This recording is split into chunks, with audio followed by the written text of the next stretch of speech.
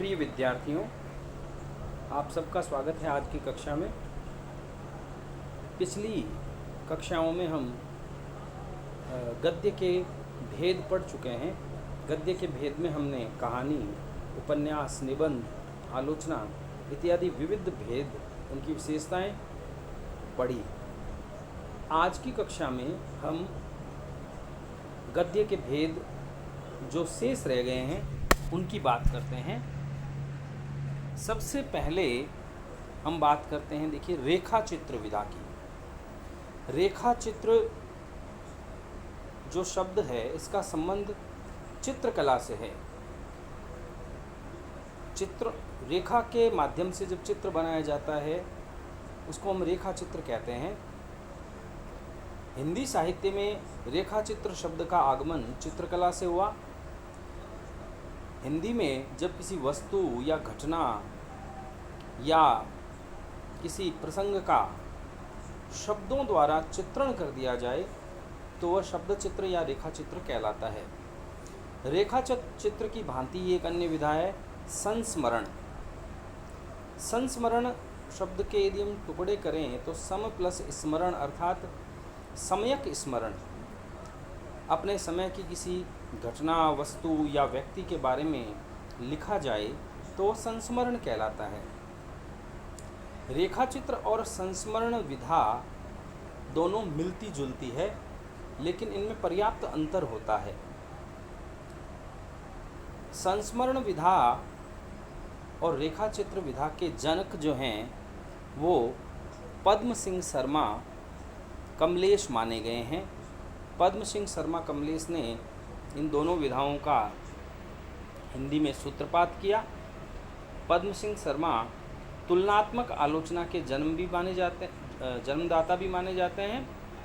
इन्होंने बिहारी सतसई पर सुव्यवस्थित तुलनात्मक आलोचना लिखी और बिहारी की तुलना शेख सादी से की। संस्मरण और रेखाचित्र के अंतर को हम जानें तो इसका सबसे बड़ा जो अंतर है वह यह है कि रेखाचित्र में लेखक घटना, वस्तु का हूबहू वर्णन करता है, उसमें अपने विचारों को आरोपित नहीं करता। जबकि संस्मरण में लेखक का जीवन व लेखक का व्यक्तित्व भी समाहित होता है। लेखक का जीवन और व्यक्तित्व समाहित होने के कारण संस्मरण विधा रेखाचित्र विधा से अलग मानी जाती है। संस्मरण विधा को आत्मकथा या जीवनी के निकट की विधा माना जाता है। संस्मरणात्मक जीवनी के रूप में चर्चित एक जीवनी है व्योमकेश दरवेश, जो कि विश्वनाथ त्रिपाठी द्वारा लिखी गई। ये हजारी प्रसाद द्विवेदी के जीवन पर आधारित संस्मरणात्मक जीवनी है, जिस पर साहित्य अकादमी पुरस्कार भी प्राप्त हुआ। रेखाचित्र और संस्मरण की दुनिया में महादेवी वर्मा का नाम अप्रतिम है। महादेवी जी के रेखाचित्र व संस्मरण जो है उनमें हम विभेद नहीं कर पाते, क्योंकि उनके रेखाचित्र व संस्मरण परस्पर घुले मिले हैं। इसलिए महादेवी वर्मा को अद्भुत संस्मरणात्मक रेखाचित्रकार माना जाता है। महादेवी रेखाचित्र बनाते बनाते स्वयं के व्यक्तित्व को भी उसमें शामिल कर देती है, इसलिए उसके द्वारा लिखे गए रेखाचित्र कम संस्मरण नजर आते हैं। महादेवी वर्मा के 4 संकलन हैं: अतीत के चलचित्र, स्मृति की रेखाएं, पथ के साथी एवं मेरा परिवार, जिनके रचनाकाल भी बड़े प्रसिद्ध हैं। अतीत के चलचित्र की रचना 1941 में हुई। उसके 2 वर्ष बाद 1943 में स्मृति की रेखाओं का संकलन हुआ। फिर 13 वर्ष बाद 1956 में पथ के साथी एवं 16 वर्ष बाद 1972 में मेरा परिवार का संकलन हुआ। पथ के साथी रचना में महादेवी जी ने अपने समय के साहित्यकारों, लेखकों के जीवन का परिचय दिया है, उनसे संबंधित घटनाओं को स्थान दिया है, उनके व्यक्तित्व को स्थान दिया है। जबकि मेरा परिवार जो रचना है उसमें महादेवी जी ने मानवेतर प्राणी यथा गाय, कुत्ता इत्यादि का वर्णन किया है। तो रेखाचित्र संस्मरण की दुनिया में यदि सबसे प्रसिद्ध कोई नाम है हिंदी साहित्य में तो वो महादेवी जी का है। उसके पश्चात गद्य की एक अन्य विधा है आत्मकथा। आत्मकथा अर्थात स्वयं की कथा। जब कोई प्रसिद्ध व्यक्ति अपने जीवन की घटनाओं का वर्णन स्वयं करता है तो इस प्रकार की रचना आत्मकथा की श्रेणी में आती है। आत्मकथा और जीवनी ये दो जो विधाएं हैं ये दोनों ही प्रसिद्ध व्यक्तियों से संबंधित होने पर ही साहित्य में अपना स्थान प्राप्त करती है।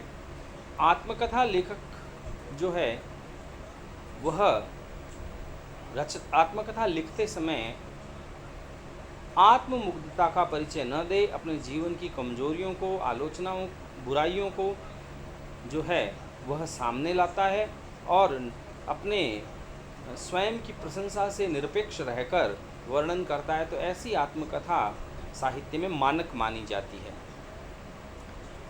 हिंदी साहित्य की सबसे प्रसिद्ध आत्मकथा हरिवंश राय बच्चन की है जो कि पद्यात्मक है एवं 4 भागों में बांटी गई है। क्या भूलूं क्या याद करूं, बसेरे से दूर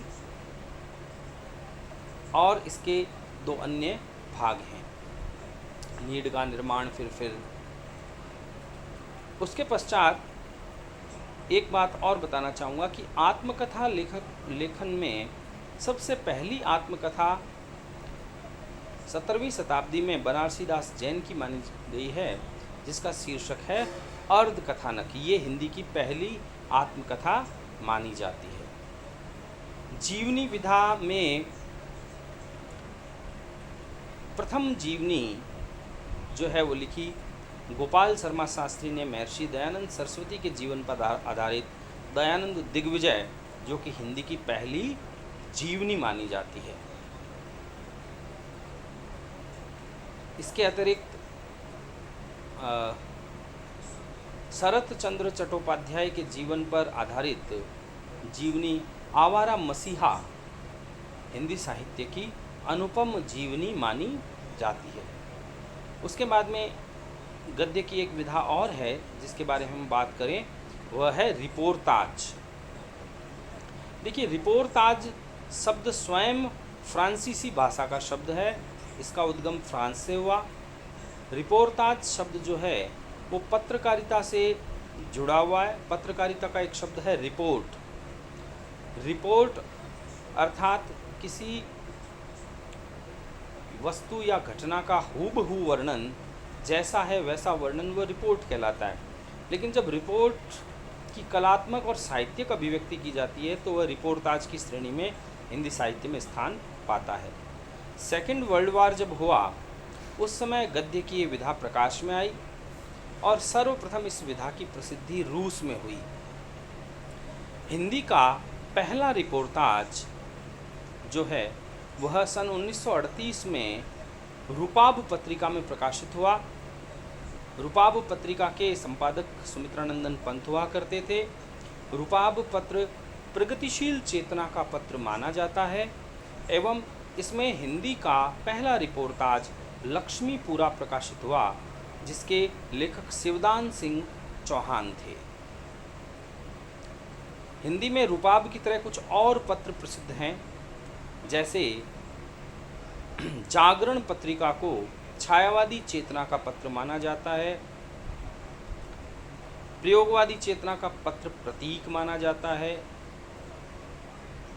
और प्रगतिशील चेतना का पत्र रूपाब माना जाता है। शुक्रिया।